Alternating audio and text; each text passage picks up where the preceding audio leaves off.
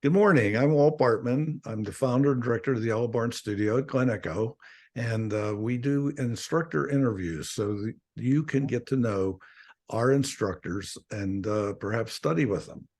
We have a great group of instructors. We have close to 40. All right. We're offering over 80 classes per term, and the interest is incredibly high. We're one of the biggest art studios in Washington, D.C.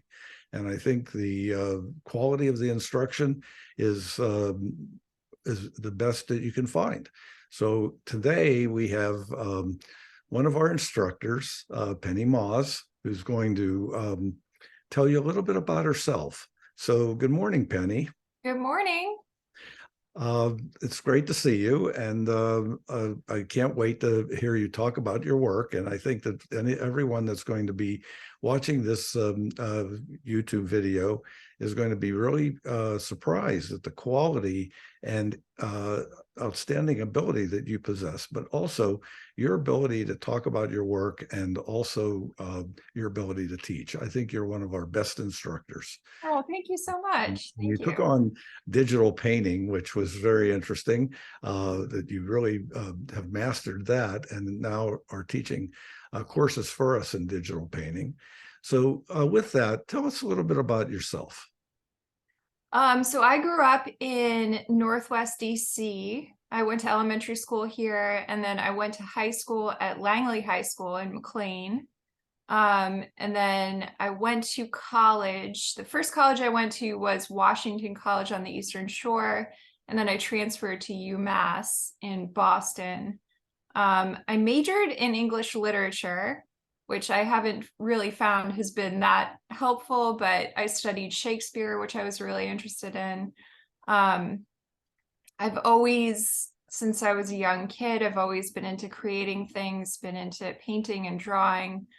And that's kind of morphed throughout my life. I've kind of kept that with me going wherever I am. I had a few different career paths, but during COVID, I decided that I wanted to really try focusing on art again and make that a full-time thing. So I started taking classes at the Yellow Barn, and I found an incredible community of people. You were my instructor. And I remembered that when I think I was 15, I first took a class with you. And so I decided, I remembered you so well and how you were such a great teacher that I wanted to take a class with you again. I think it was 20 years later. So Well, yeah. well, it's great to have you and teaching at the Yellow Barn. And honestly, it was so impressive for me in working with you as a student was that your talent and your knowledge really qualified you to teach at the Yellow Barn, and that's one of the reasons why I asked you to teach. And I haven't been since then I haven't regretted one bit you teaching there. Good. I'm glad to hear that. The students love you, and I Thank think you. this is one of the things that I think everyone's going to get to see about Penny, and get to know a little bit more about her. All right. I think this is one of the things that is important about these interviews. So tell us, before we look at your work, what's your work about? So I don't really have a general theme, but I do love exploring a lot of different areas. So when I first started out painting, I was focusing a lot on the figure and portraiture and trying to really get that kind of classic academic style down. I really focused a lot on anatomy, proportions, and really tried to cement that into my head so that I had an easier time drawing in the future, painting in the future. It's kind of morphed into, I do a lot of animal-based paintings and drawings. I did birds for a couple of years. It was really focused on birds. Anything in my backyard that I can take a photograph of and then paint that later. I'm also really into design. So designing wallpaper, textiles, and I'm offering a class on that in spring, which I'm really excited about. And one of my favorite artists is William Morris, whose mug I have right here.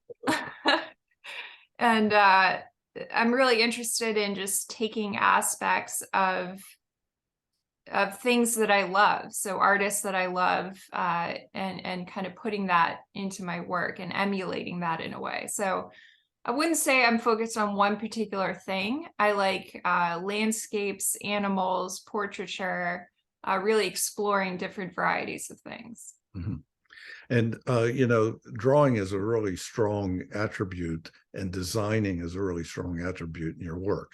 But with that comes your ability to put color combinations together, and it's really impressive. So I think right now we're going to go to your work and talk a little bit about it. So we're going to share the screen. All right. Mhm. So everybody bear with me while we just bring up this video. You're seeing the PowerPoint, I hope. Mm-hmm. Yeah. Yeah. So here we are. And honestly, this piece that's on here has always impressed me. So we're going to skip to it at this point, and perhaps maybe, just speak about these pieces as we go along here. Yeah. So this one, I originally wanted to do a piece for, I know the Yellow Barn had a fundraising show to benefit Ukraine. I think it was last year or 2 years ago. And this piece was a little bit more complex when I started out. So I just took away, the great thing about digital art is that you can just take away layers of something if you don't like them, instead of having to erase them or paint over them. So this was more complicated. I think I had the Ukrainian flag or some sunflowers in here. But I really was playing with symmetry at the time, and I still love the idea of symmetry in artwork, especially pattern making. And I really wanted to kind of show the grace of the Ukrainian people and symbolize that with two swans. But it also could be like a wedding invitation at the same time. So That's true. yeah. What's great about it is the fluidity. This is a digital piece. And Yeah. when you think in terms of the size that you're working on a 9x12, perhaps the screen essentially. Yeah. Mm-hmm. So, it's the iPad. So I think that to be able to get this kind of freshness and fluidity, I think it takes a master. And you really took to this medium. And I think that, anybody studying with you, all right, really is going to learn a lot. And I feel that this, for those of you watching this video, really consider taking Penny's digital courses. All right. This is one you said you did last night. Yeah, I did this last night. I was trying to I was wondering, like, what is the year that we're in? Like, what is this? And it's based on the Chinese calendar of, they assign an animal to each year. So I did this probably in about an hour. So it was pretty quick. And I used the symmetry tool again. And I have a lot of fun with it. It's something to do while you're watching TV. It's something that you just have in your lap. You have all the colors available to you. If you wanted to, you could trace over a photograph on Google that you find. So there's a huge variety of things that you can do with this little screen that you have. And I find it really freeing. And if I'm ever, I don't get bored, but if you're ever bored, it's something to do. So yeah, it's a lot of fun. And it is a young medium in a way, because all the young kids are really so tied to the digital media now that this would be a great course for anyone 14 years of age or older. And Yeah. truthfully, anyone that's watching this video, if you know any young, very talented young student, they could really benefit from studying with Penny. And I Yeah, think, absolutely. especially with their skills, I think they could really, reach a level that would really be, outstanding. And I think, you're able to bring that out in their work. So this I could see how every year, Penny, you could just have the year of the rabbit, and you could just spend Yeah. the whole year working on rabbits if you I wanted. know. Oh yeah, that's a good idea. You gave me an idea Yeah, now. Yeah. exactly. It's Last year that was way. the birds. Yeah. This year will be the rabbits. Yeah. Yeah. So here is a very interesting one. This is sort of a signature piece. We all know Glen Echo, and I think how unique is Glen Echo? What's an oasis? It's really one of the most unusual art parks in the nation, and truly, we're lucky to be there. And if anything, the popularity of our program attracts close to 700 students a year. So I think that this is, or not a year, 700 students per term. Okay, so to give you an idea of how many students are studying at the Yellow Barn. So you want to talk a little bit about this one? Yeah, Glen Echo is a really special place for me. It's very magical. Every time I go there, I feel like it's magical, especially in the summertime when there's people square dancing in the pavilion. People have weddings there. It's a really great place. And I just I think last month I took a very short glass blowing class. I'd love to take a pottery class there in the future, and there's photography, there's puppetry. So it's a really incredible place that I hold dear. This is just kind of a different style than what I usually do. It's kind of I tell my students to, when they're laying down color, to kind of form a quilt of colors so that all of the colors are connected, and then you can go back in later and blend them together. I decided not to blend these. I wanted it to be a little bit more blocky, and something that you might be able to put on a t-shirt or reproduce in some way, which is also great about digital work, is that you can scale it up to be very large or very small if you need it to be. So this was just kind of my I just wanted to encapsulate how I see Glen Echo, and that would be the carousel. This is from a photo that I took of the carousel, and then I traced over it and added color. And I think I took a photo from Google of the Glen Echo Park sign as well. Yeah, and for someone who's watching this who might not really have a lot of background in art and say they can't draw a straight line, I mean, the digital media lends itself to all of this kind of thing, which Absolutely, yeah. And there's actually a trick that you can use when you're drawing in Procreate. If you draw a line and then hold down at the end, it'll convert it to a perfectly straight line for you. And it does that with circles. You can do triangles. You can do whatever you want. So it's very helpful for, I tell my students, anybody that has shaky hands, you just hold it down at the end and it'll convert it to a perfectly straight line. So yeah. So this is it. And I think, so anybody who's just watching this and doesn't think that they have any art talent, I guarantee you'll bring that out in their work. All right. I hope so. Yeah. Everybody has artistic talent. Everybody has their own way of viewing the world. And I think that's what I try to bring out. Yeah. Okay. So then this is an example. I know we were talking about this, of what you can do if you were a designer. Yeah. And you have a lot of experience with, this medium and how you can create, this kind of imagery. Do you want to tell us what this one's about? Yeah. So I couldn't find any like really detailed illustrated maps of the Potomac River Gorge, and I love hiking along the canal. And I just wanted kind of a piece that that gave life to it instead of just a basic geological map of the Potomac River Gorge. So I did this over the course of a few months.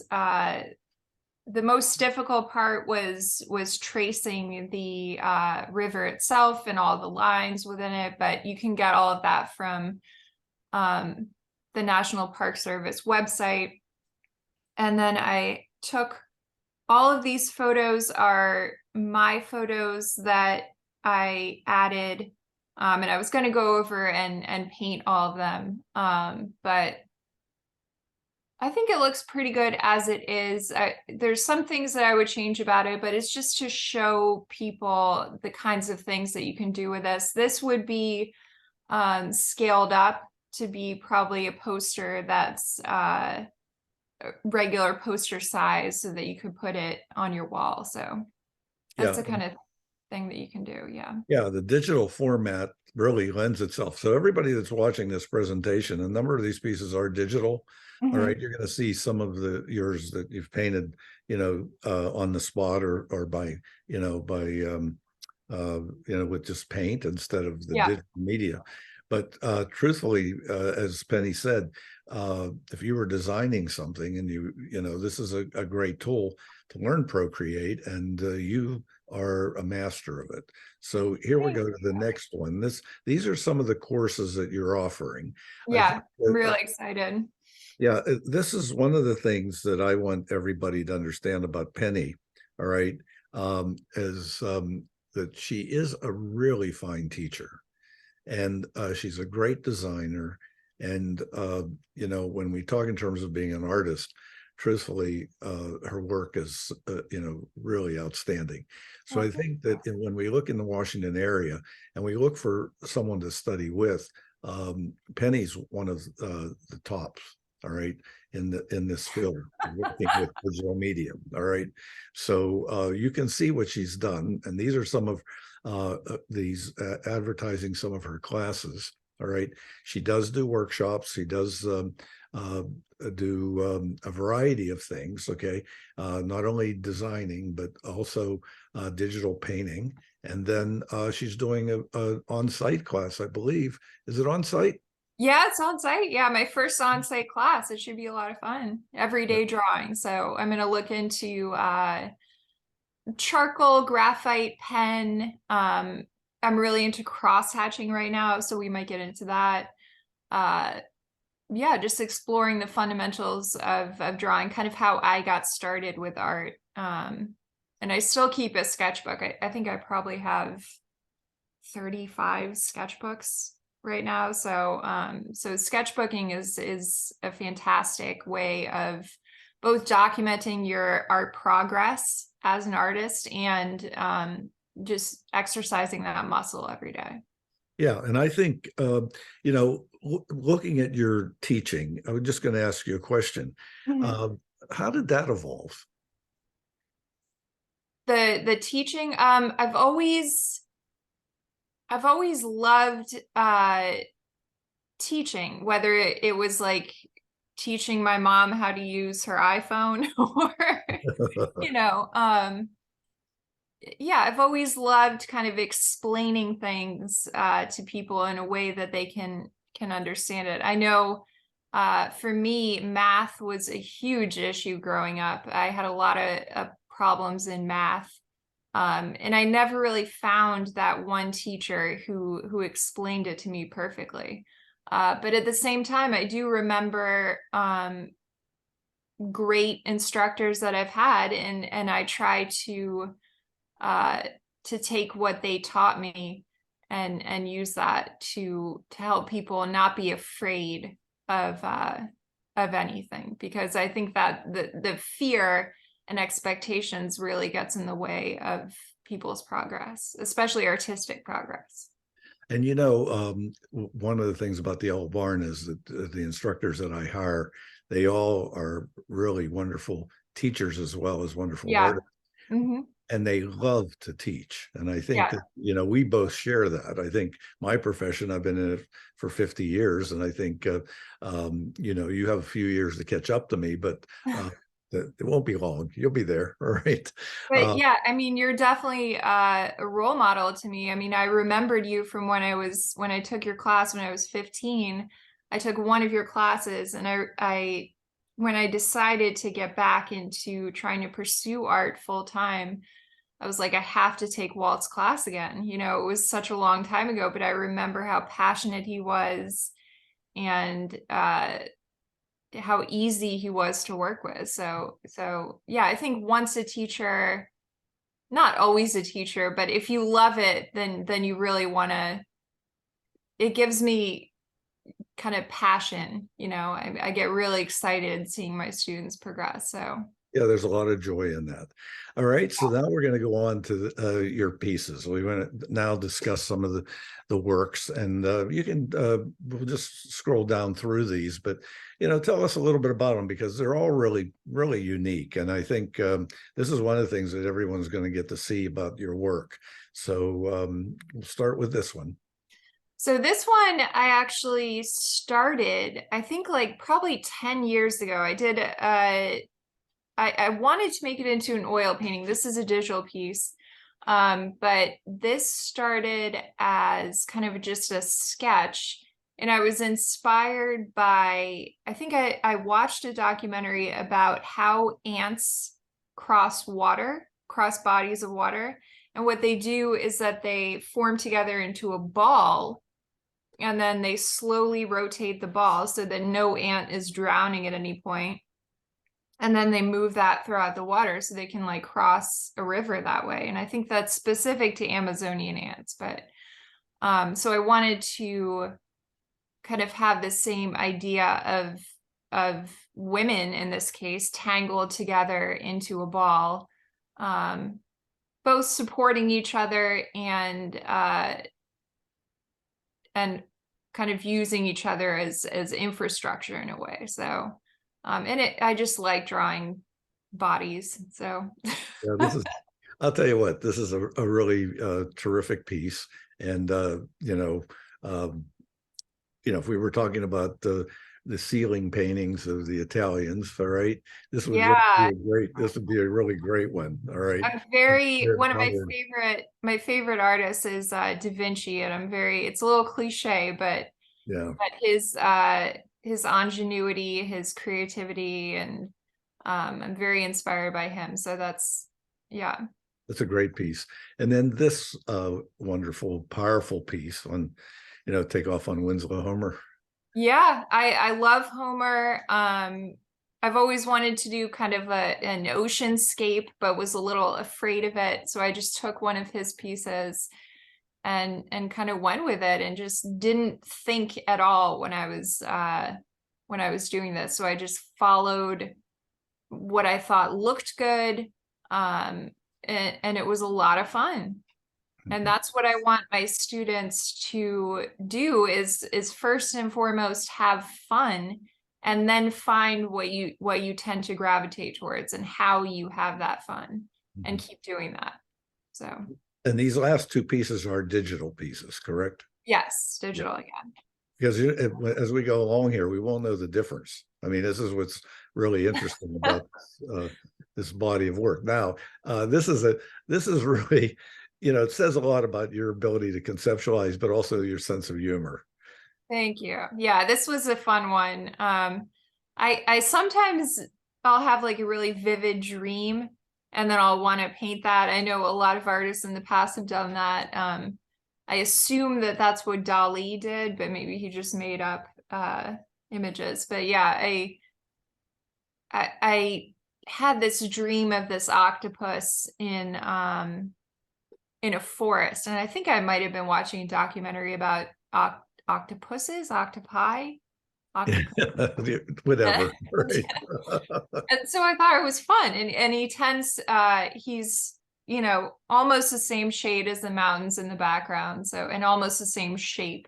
So I thought it was pretty cool introducing those two worlds together. Yeah, it's really humorous. And this is one of the sides of you that I want everybody to get to know. You're a really easygoing person to work with. All right. If you really you need encouragement, I'm going to tell you Penny's going to give it to you. Yeah. You know, this is one of the things that I can say when I've worked with you as a student, and what I learned from you. I mean, it's interesting. I'm saying I'm a teacher, but I learned to laugh a little bit more. All right, so I think Good, good. we keep us doing Yeah, that. you have to laugh. Yeah. Yeah. Yeah, so it's fun. So here now we get to the serious work, okay, which I think Yes. you know, this is sort of you know, the opposite of what we just saw here. And maybe you can speak to this because you brought up Morris and how important he was as a designer. Yeah, yeah, I love William Morris. I still, go back and look at his pieces, find his palettes and try to work from those. Um, and he actually, I watched a documentary where he produced a type of wallpaper. I think it was a green wallpaper that turned out to have arsenic in it and accidentally poisoned a lot of people. But that's not the point. He's a great designer. He was a great Victorian designer. Um, and I love that style of both Art Nouveau and Victorian. I love those eras. Um, and as well as the Renaissance. But this was actually a chair. So this started out as a chair that my grandma actually bought in, I think, the 1920s in Italy. So it's a pattern that you can't find anywhere. And it was very large scale. So what I did is I took a bunch of pictures of the chair. I uploaded those into Procreate, and then I had to draw over it and create a really complex pattern. And I ended up creating, it was very difficult because it was a very large print to begin with. So I kind of had to invent a few things, but I love the pattern so much, and I wanted to kind of keep it in my library so that if I wanted to, I can make fabric out of it. And I ordered this as wallpaper, and now it's in my bathroom. So now I have a chair with this pattern, and my bathroom has this wallpaper in it too. So Yeah, and that's you what, know, yeah, that's what I want to, let people know, is that you don't just have to have it hanging on your wall. You can use it for a variety of different things. So like I could make leggings out of these. I could, make fabric out of it and turn it into a kimono or a shawl or something. So there's a huge variety of things that you can do with your digital work that's harder to do with traditional media. and you know, you can very easily you know, I'm going to give Deborah Halpern a plug, but you know, she is a local uh, artist who has a business where she does make giclées, and you Yeah, know, this is the kind of thing that can be done very easily. yeah, absolutely. And then we go to this piece. Yeah, this is a fun one. This is also working in symmetry. I love working in symmetry. In Procreate, when you're on the symmetry setting, when you draw something on the right hand side, it immediately shows up on the left. So it's kind of a magical thing that you're doing there. But this was just a fun piece of trees connecting together, because I think I had read a story about how trees communicate with each other. And I keep a lot of house plants, and they used to be separate from each other, but since I started moving them all together so that they're close together, they've been doing a lot better. So I just wanted to kind of explore that interconnectivity of two trees. Yeah, this is and you know, the color speaks to us. And I think this is one of the things that you're quite good at. You really choose color combinations that really add to the emotion, you know, because in a way, you know, the medium itself sometimes can be looked at as being not that emotional. I mean, Yeah. it can be, definitely. I mean, you can do anything with it, but I think this is one of the things just to keep in mind. And then now we go to something a little different here. Yeah, so these are my oil paintings. This one was probably I think 2 or 3 years ago. This was my first pet portrait commission, and I've done a bunch since then, and I've had a lot of fun with it. I have a cat that's actually waiting to be mailed out right now, that I just finished. Not this cat, but another cat. And yeah, I love bringing people's pets to life or animals to life. I love working in oil. That's probably my favorite medium other than drawing. And I just have fun with it. Yeah. And if someone wanted to get in touch with you and get a pet portrait done, how could they get in touch with you? Do you have a website, or do you have an email address? I'm working on building my website. My email address is pmause2. So that would be PMAUSE2 at gmail.com. Or they can go to my Instagram and send me a message from there. My Instagram is penny.moss.art. And send me a message from there. Yeah. Good. Because look, folks, you get a really beautiful piece. And then this series, which I am so impressed with, that I encouraged you to kind of think about just painting eyes. I mean, you have Yeah, it's a great idea. I would love that. Yeah, this series, so I think I did 3 in that series. And the first one I sold at my show. The first one, if you go back, I think 2 from here. Yeah, this one, if you look closely, you can see in the reflection, this is a squirrel, and you can see in the reflection of the eye that there's a house, and then you can kind of see me in there. You have to kind of imagine it, but I'm there with a camera, and this squirrel was really close to me. I was able to my mom is a photographer, and I borrow her camera sometimes, and I'm able to go outside and take these really incredible close-up shots of birds and squirrels, and now foxes, because we have a lot of foxes around. But yeah, I just had a lot of fun with exploring the reflection in the eyes of animals. And I think reflections, there's a lot to learn about that. Mm-hmm. Yeah, this is one of the things I was impressed with when you were working, and your ability to work with paint. I mean, this is one of the things as well, where we're not talking about just digital media. All right, folks. I mean, you need to know how to draw, and you need to know how to, paint. And Penny's very good at this. So this is another digital piece, very atmospheric. Yeah, this is a fun one. We had it's actually a funny story. We never had foxes in DC really growing up until recently. And the first time I noticed a fox, I thought it was a child screaming for help. And if you look on Google and research fox mating calls, it sounds exactly like a young child screaming for help. So I think I actually talked to somebody, and they said they called 911 because they thought it was a kid.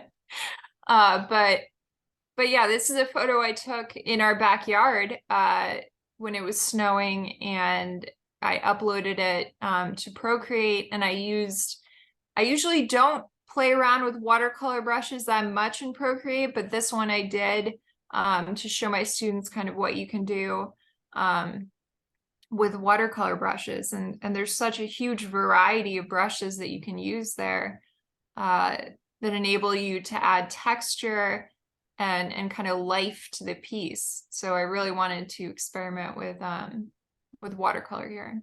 Yeah, and let me ask you a question, since we're on talking about students. All right, what do you feel is important in the work of your students?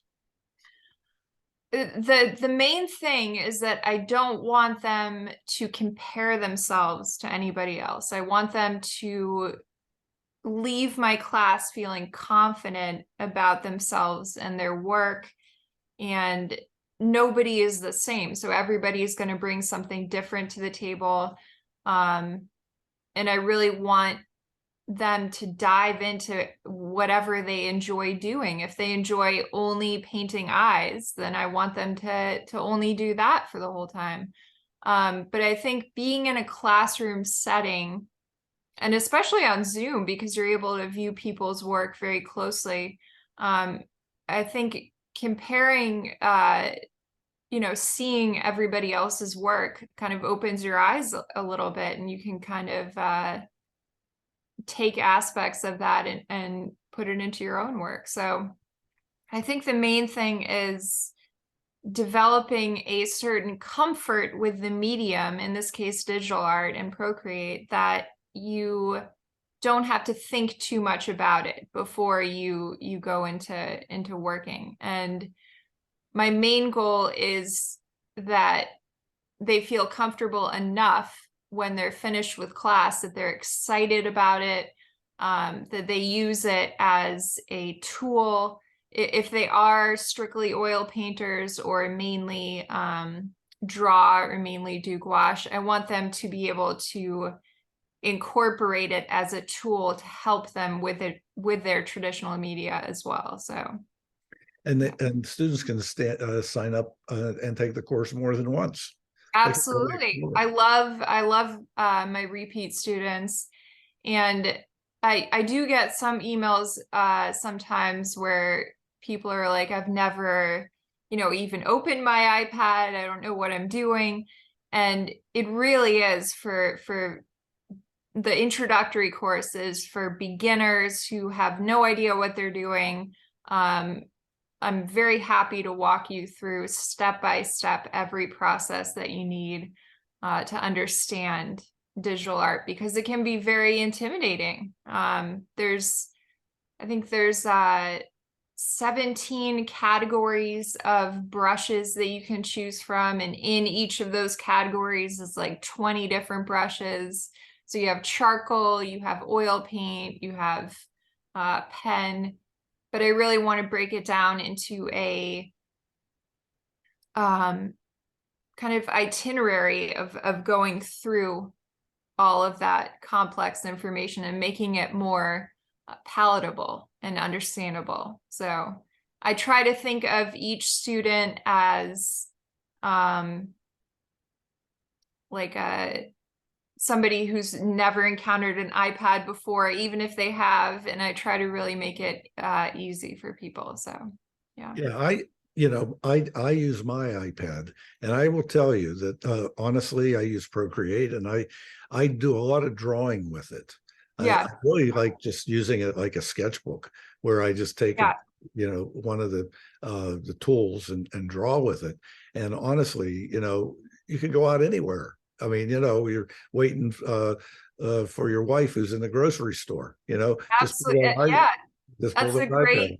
great thing about it is, and you not only have it as a kind of sketchbook, but you have all of the colors of the rainbow to choose from if you want to add those. Yes. Without having to worry about your paints, transporting your paints. But I do also find a lot of value in traditional media. So I want to kind of marry those two worlds together. And I also use Procreate a lot for adjusting my oil painting. So I'll take a photo of my oil painting, import it into Procreate, and then kind of play around with it a little bit. So it's really two different worlds that I think should be thought of in the same sphere. But I think it's so new that some people have a difficult time understanding it. So. Yeah, and I think that again, there aren't too many courses around where students can find the opportunity to work and learn Procreate. And Penny is one of the instructors who really you should make sure if you ever decide you want to pull that iPad out to get in touch with her. All right. Yeah, absolutely. Yeah. And you can use I think for one class, my pencil broke, and it was like right before class started. So I just used my finger. Yeah. So you don't necessarily have to have an Apple Pencil, but I just used my finger for that class, and it was totally fine. Yeah. So. This is great. And then we're going to go down now and just speak a little bit about some of these pieces. So just tell us, a few words what they're about. So this is actually a pen and ink drawing. It's pretty large. And I went to the National Zoo, and I think in their petting zoo, or their farm animal exhibit, there was a llama, and I was just struck by the hair, by how, I mean, he had beautiful hair. So I just wanted to kind of experiment with different pen and ink drawing techniques, and really, and I used a 0.005 micron pen for this entire drawing. And I did the background in the same, Wow. yeah, so the background, I don't know why I did that. The background a really long time, but it was a lot of fun. So yeah, You like animals. This I is one do. of the I love things. animals. Yeah, I absolutely. mean, this is it. And then now we look at your neighborhood, right? Yeah, this is one I did a while ago. Of this is actually Georgetown. So I'm in Northwest, which is like 10 minutes away from Georgetown, but this is close. And I wanted to play around with cool and warm colors. I think if I went back to it, there's some things that I would do differently, but it was a great kind of experiment. I know you're teaching a snow workshop, Yes. which I'd love to take. I think that would be great. Yeah, we got that coming up here. I just did a mini session painting snow, and I think Oh, I'm always praying for snow, by the way. I And, know. my prayers are not being No, answered for it. yeah, I remember when I was a kid, we had like the 1996 blizzard Yeah, that, school was shut down for like a week, but now it's like, I think we got like half an hour of snow in yeah, yeah. December, and that was Well, it. we still have 2 months. Let's keep our That's fingers true. crossed That's there. true. All Yeah. right. And most of your classes are on Zoom. So Yeah. remember, Penny is offering a drawing class at the Yellow Barn called Everyday Drawing. What day of the week is that? Oh, I want to say Thursday. Yeah, I'd have to look at my I calendar. think it is Thursday. I think it Yeah, I is think it's Thursday. Thursday. I think so. Okay. All right. And then another landscape. Yeah, this is a tunnel that people might be familiar with on the Capitol Crescent Trail. I go biking there in the summer, and it's always such a strange. It's almost like otherworldly, because especially when it's really hot outside and you go through this tunnel, it's very cold and you feel like you're in a cave, and it's super dark, and everything echoes, so you can hear people's voices. So I wanted to kind of capture the mystery of that. I think it's a really special tunnel. Um, Okay. And then the sunset. yeah, this is a digital piece. I wanted to show my students how you can add texture, kind of painterly texture. And this is from a photo that I took when I was visiting my brother in Manhattan Beach, California, where every single sunset looks like this. So you get spoiled pretty quickly when you're out there. Mhm. And I usually try to take a bunch of sunset shots when I'm out there to bring them back. But yeah, just experimenting with different oil brushes in this case. Yeah. Yeah, and different subjects. I mean, here we've seen a variety. One of the things for everybody watching this interview, you're seeing an artist that's doing quite a few uh, different subjects. All right, Yeah. and doing them in a masterful way. This is our last piece. So, what do you like to tell us about this one? This is little Bodie. He's my nephew. And this was taken from a photograph. There are some things that I would like to change in this, uh, maybe edit the background a little bit, but I'm happy with how this came out. And I used Procreate. This is an oil painting, so I used Procreate to help me with the proportions a little bit. And then I transferred that back into the oil painting. So Procreate was very helpful in doing this. And it's very helpful when I do pet portrait commissions as well, and just portraits of anybody, because if you're a little bit off on somebody's face, it can make a huge difference. Mhm. Yeah, so this was a lot of fun. And you did a great job with this one, and you can really almost have a conversation with this little boy. All right, Yeah, he's a sweetheart. He's the nicest kid. yeah, it's a great piece. All right, so with that, we're just about done. I think one of the things that the question that maybe just to end with would be, okay, you have your students. What do you want them to achieve from your teaching? I want them to not doubt themselves in any way. I think it's very hard, especially today with social media, to compare yourself with other people. It's incredibly easy to do, and I did that a lot when I was beginning. And I really want them to just have fun first and foremost, and through continuous experimentation and drawing and painting, you'll find your style eventually. Don't worry about finding your style in the very beginning. Just keep doing what you enjoy doing, and then you'll eventually lean towards something that you find. Yeah. The Procreate gets addictive. It does. Yeah. Yeah. The So first time I ever did it, I think I didn't move for about 4 hours, and then I had to go to the bathroom eventually. But yeah, it's very addictive and yeah. very easy to do. So yeah. Yeah, this is it. So everyone, this is a great interview. It's really an opportunity for you to really get to know Penny. And honestly, I think she's one of a kind.